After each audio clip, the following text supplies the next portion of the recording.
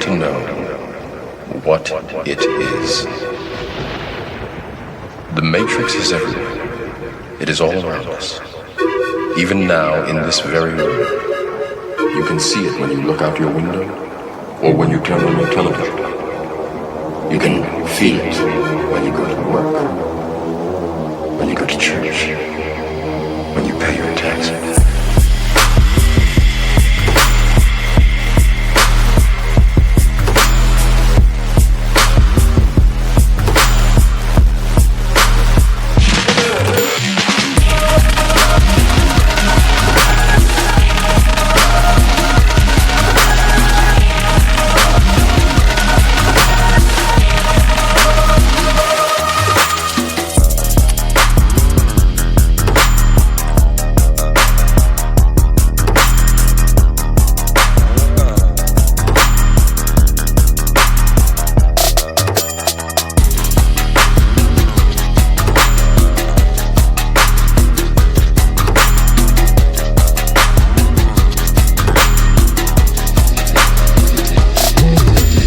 It is the world that has been pulled over your eyes to blind you from the truth.